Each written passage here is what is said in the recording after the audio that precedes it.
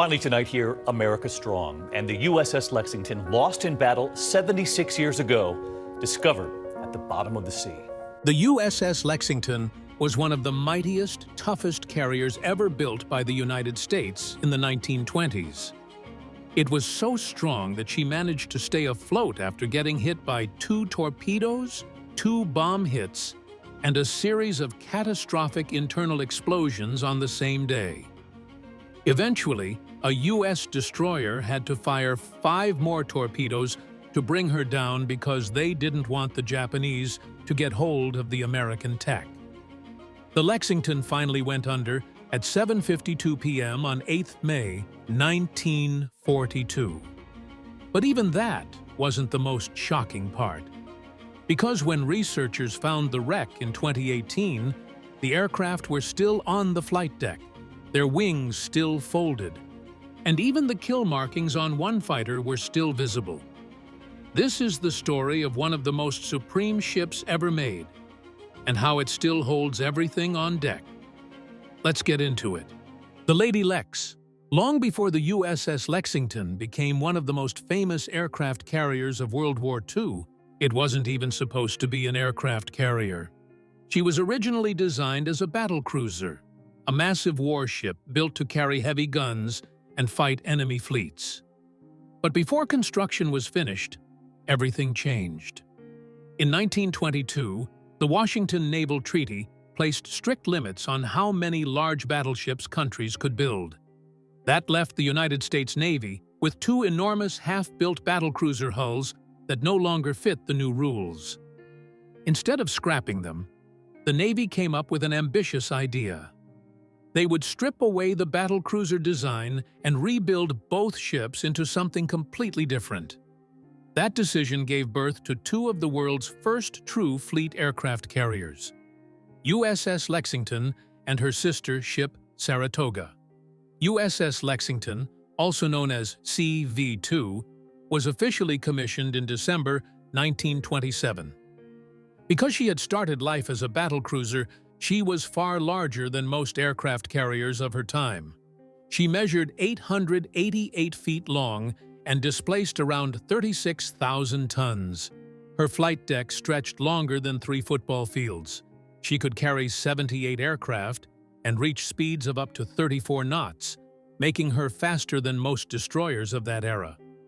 Her hangar was so enormous that when she entered service, it was described as the largest enclosed space on any ship afloat anywhere in the world. The crew proudly called her Lady Lex. Throughout the 1930s, Lexington and Saratoga became the ships that helped shape the future of naval aviation. The United States Navy used them to test new ideas that had never been tried before. Pilots and commanders practiced launching large airstrikes, coordinating aircraft from multiple carriers, defending carriers against enemy attacks, and discovering what aircraft carriers could really do in battle. The lessons learned aboard Lady Lex became the foundation of modern carrier warfare. By December 1941, those lessons were about to be tested for real. Japan's attack on Pearl Harbor devastated the Pacific Fleet. In just 2 hours, 8 American battleships were sunk or badly damaged. But the aircraft carriers were not in the harbor that day. Lexington, Saratoga, Yorktown, and Enterprise survived. Almost overnight, these carriers became America's most valuable warships. They were now the only major force standing between Japan and control of the Pacific Ocean. Losing even one of them could dramatically weaken the United States' ability to fight back. Lady Lex was no longer just an impressive ship. She had become irreplaceable. From that moment on, every mission she sailed on during the first months of 1942 carried enormous importance. And soon, she would face a battle that would reveal both her greatest strengths and her hidden weaknesses. First battle of its kind. By the spring of 1942, Japan was moving aggressively to expand its defensive perimeter across the Pacific. Their new target was Port Moresby, on the southern coast of New Guinea. It was a strategic position that would put Japanese air power within striking range of northern Australia. If Port Moresby fell, Australia would soon fall into the hands of the Japanese. It was unlike any naval engagement in history.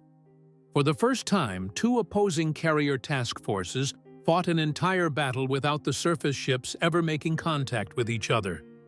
Every attack was launched by aircraft. The opposing fleets maneuvered across hundreds of miles of open ocean, striking through their air wings alone. No battleship fired a shell. No destroyer made a torpedo run. No captain ever saw the ship he was trying to sink. It was a completely new kind of war, and Lexington was at the center of it. On May 7th, aircraft from Lexington and Yorktown found and sank the Japanese light carrier Shoho. It was the first Japanese carrier destroyed in the Pacific War. The pilot who spotted the sinking ship radioed back a message that became famous across the fleet. Scratch one flat top. May 8th was when the Japanese found Lexington. They did not hold back. A strike wave of torpedo bombers and dive bombers hit the task force mid-morning. Lexington's captain, Frederick Sherman, was one of the most skilled ship handlers in the Navy. He was famous for the precision of his maneuvering. Sherman dodged the first 5 incoming torpedoes with sharp turns, pushing the carrier to her limits. But the 6th and 7th found her. 2 Type 91 torpedoes struck her port side in quick succession. Then 2 bombs hit the flight deck. Fires broke out across multiple decks. Damage control parties went to work immediately, and for a while, it looked like they could save Lady Lex. Her list stabilized. The fires slowed. Sherman reported she could still make 25 knots. Men who had been bracing for the worst started to breathe again. They thought they had gotten through the worst of it. But the real threat was invisible. It was a catastrophe waiting to happen, and the Lexington was running out of time. The invisible killer. When the Japanese hit Lexington, the damage caused aviation fuel to leak. While the crew was busy dealing with the fires, the invisible fuel had quietly started to spread throughout the ship. Then there was another problem. Aviation fuel used in aircraft carriers at the time had a high octane rating, which made it extraordinarily volatile. And it was also denser than air. It didn't rise and dissipate the way most flammable gases did. Instead, it sank, flowed along the floors, filled the bottoms of compartments, and seeped through every gap it could find. It kept spreading, waiting for something to ignite it. When the torpedoes hit, they cracked the fuel lines running through Lexington's lower decks. Specifically, the gasoline fuel trunks that ran from the ground-level storage tanks up to the hangar deck. The damage control crews were fighting everything they could see. But below them in the dark, the real threat was quietly filling every space it could reach. Gasoline vapor had worked through cracked walls and ventilation ducts. It reached the motor generator room deep in the ship's lower levels. The generator room contained all the electrical equipment, and the ship's ventilation system circulated the flammable gas straight into that room. To make matters worse, the electrical machinery in the generator had been damaged by the earlier torpedo hits. It was giving continuous sparks. When the gasoline vapors came in contact with these sparks, the chain of disaster was complete. It ignited the fuel. At 12:47 p.m., the first internal explosion detonated. The explosion killed 25 crewmen instantly and knocked out the main damage control station. Before anyone had fully processed what had just happened, a second explosion followed, then a third.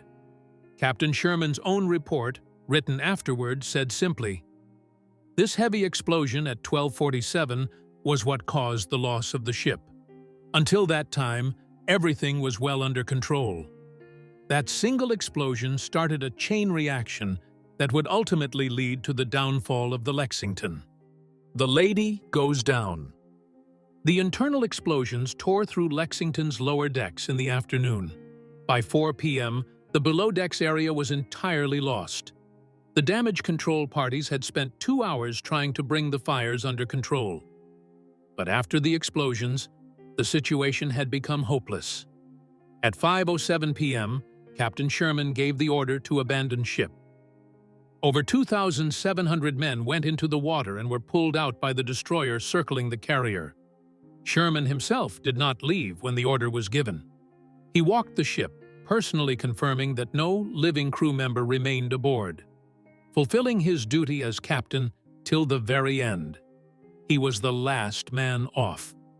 At this point, the Lexington had been completely evacuated, but there was one thing left. The Navy then faced a tough decision. See, the thing is, Lexington was a fleet carrier with classified equipment and information aboard. She was still afloat in waters where Japanese forces were operating. United States couldn't let the Japanese get hold of that top-secret information, so they made a shocking decision. The same destroyer, USS Phelps, which was saving Lexington crew members a few moments ago, was ordered to destroy the ship completely. Following the orders, the destroyer drew alongside the burning carrier and fired her first torpedo, then a second, then a third, and a fourth. But the ship didn't sink. A ship that had absorbed 2 enemy torpedoes, 2 bombs, and multiple catastrophic internal explosions was still refusing to sink. So, Phelps kept on firing. The Phelps started firing at 7:15 and finally at 7:52 p.m., 8 hours after the Japanese strike wave first hit her. The Lady Lex finally went under. When she hit the bottom of the sea, the explosion was felt by ships 20 miles away. 216 men went down with her. Some were killed in the initial attack, and more in the internal explosions, but Lady Lex did not die in vain. She had done what she was sent to do. The Japanese invasion fleet turned back from Port Moresby. The Japanese carrier Shokaku was badly damaged, while Zuikaku had lost so many aircraft that she was no longer combat-ready. As a result, neither carrier was available for the Battle of Midway 1 month later, one of the most decisive naval battles of the Pacific War. Although Lady Lex didn't survive the battle, she had successfully defended the Pacific from falling under Japanese control. Their absence was a direct consequence of what happened in the Coral Sea on May 8th. Lexington didn't survive the battle, but she helped win the war. However, there was one thing left. The explosions that brought down the ship needed to be addressed. Because what had happened on the 8th of May wasn't just an accident, it was a fatal design flaw that would only become clear after a detailed investigation. The design flaw. The vapor explosion that killed Lexington was not a freak accident. It was the result of a design problem that nobody had recognized in 1942. Lexington had been converted from a battlecruiser hull. It was not designed as a carrier from the ground up. Her internal architecture reflected her battlecruiser origins. The arrangement of fuel storage, the routing of fuel lines, and crucially, the ventilation systems that moved air through her lower decks. Those systems had not been built with vapor leaks in mind. The Navy's post-battle analysis clearly stated that the ventilation design was not built to deal with aviation gasoline vapor flowing through the ship. In 1942, there were no vapor sensors aboard U.S. carriers. There were no protocols for this scenario. The crew had no way to know what was happening, and here is the detail that makes it worse. By the time the vapor ignited, the crew thought they had already won. The fires were slowing. Sherman had reported 25 knots. Men had started moving around the ship again, opening hatches, resuming normal routines. Captain Sherman's made some key recommendations in his post-battle report to make sure nothing like this happened again.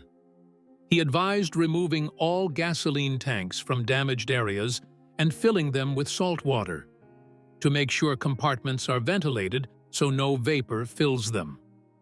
Finally, he also mentioned that the crew has to make sure there are no sparks near the damaged area. The Navy's Bureau of Ships added those recommendations to the Essex-class carriers that followed the Lexington. The Lexington had helped build a safer generation of carriers. But while her legacy lived on, the ship herself disappeared beneath the Coral Sea, where she remained lost for 76 years. 76 years later. For 76 years, the Coral Sea kept Lady Lex hidden. The Navy had only rough wartime coordinates of where she had gone down. But the Coral Sea covers nearly 1.9 million square miles, and roughly was nowhere near enough to find a single ship resting 3 miles beneath the surface. Many believed she might never be found. That finally changed in March 2018. Paul Allen, the co-founder of Microsoft, had spent the final years of his life funding expeditions to locate and document lost warships of the Second World War. Before searching for Lexington, his team had already discovered famous wrecks such as USS Indianapolis, USS Ward, the Japanese battleship Musashi, and the Italian destroyer Artigliere. Now, his research vessel, RV Petrel, arrived in the Coral Sea with one mission: to find Lady Lex. The ship carried some of the most advanced deep-sea technology in the world. Using multi-beam sonar, the team began mapping the seafloor one strip at a time, while remotely operated vehicles capable of diving 3,000 meters waited for whatever the sonar revealed. Hour after hour, the screens showed nothing but empty ocean floor. Then, something appeared. A massive shape sitting upright nearly 3,000 meters below the surface. Its size matched that of a fleet carrier. The ROV was immediately sent down. As the cameras descended through the darkness, the team expected to find nothing more than a scattered debris field. After all, Lexington had burned for hours, suffered catastrophic internal explosions, and had finally been sunk by 5 torpedoes from one of her own destroyers. But that wasn't what the cameras found. Instead, they revealed a ship that was still largely intact. The stern, including the enormous flight deck, remained upright on the seafloor. The island structure was still standing, covered in decades of marine growth, but instantly recognizable. Then the cameras swept across something even more unbelievable: a steel nameplate. The letters were still there. Lexington. After 76 years beneath the Coral Sea, the ship could still identify herself. But that wasn't what truly stunned the researchers. When the lights reached the flight deck, they revealed something no one expected to survive. Still on deck. The moment the cameras reached the flight deck, researchers understood they weren't looking at an ordinary shipwreck. Out of the 42 aircraft that had gone down with Lexington, 11 were still sitting on the deck, not scattered across the seabed, not torn apart by explosions. They were still where the deck crews had parked them on the morning of May 8, 1942. The Grumman F-4F Wildcats were the first to catch everyone's attention. Their wings were still folded for storage, exactly as they had been before launching into battle. Then came an even more haunting discovery. One fighter still carried 4 Japanese kill markings on its fuselage.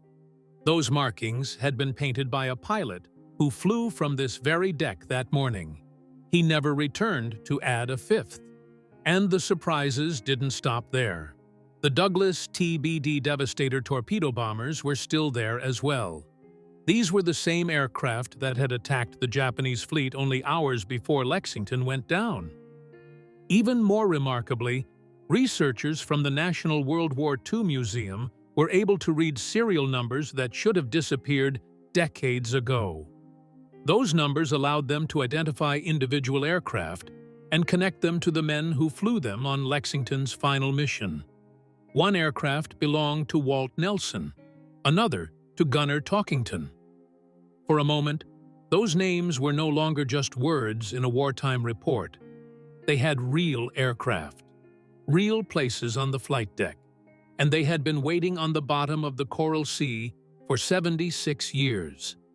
The cameras also captured something far more personal: a ceramic coffee mug resting beside the wreck, a ship's bell, boots, pieces of clothing, simple objects left behind by sailors who had started that morning expecting another day at sea, never imagining they would never return. Then there was one final reminder that Lady Lex had never truly disappeared. Only weeks after she was lost, workers at the Quincy shipyard who had built her asked the Navy to give her name to a brand-new Essex-class carrier. The request was approved. That new carrier, USS Lexington, CV-16, entered service in February 1943 and went on to fight throughout the Pacific War, ensuring that the name Lexington continued long after the original ship was gone. But the original Lady Lex never really left. Nearly 3 miles beneath the Coral Sea, 216 sailors are still officially on board. Their aircraft remain on the flight deck. Their boots still lie where they left them. Their coffee mugs still rest on the sea floor. For 76 years, the ocean has preserved not just a warship, but the final moments of the men who served aboard her. 3 miles beneath the Coral Sea, after 76 years in complete darkness, USS Lexington is still telling the story of her final day. Aircraft remain parked where deck crews left them, kill markings are still visible on their wings, and the twisted steel of her hull still reveals what truly brought her down. So after hearing all this, what part of USS Lexington's story surprised you the most? Let us know in the comments below. And if you enjoyed this video, make sure to like, subscribe, and turn on notifications so you never miss the next mystery we dig into. We'll see you in the next one.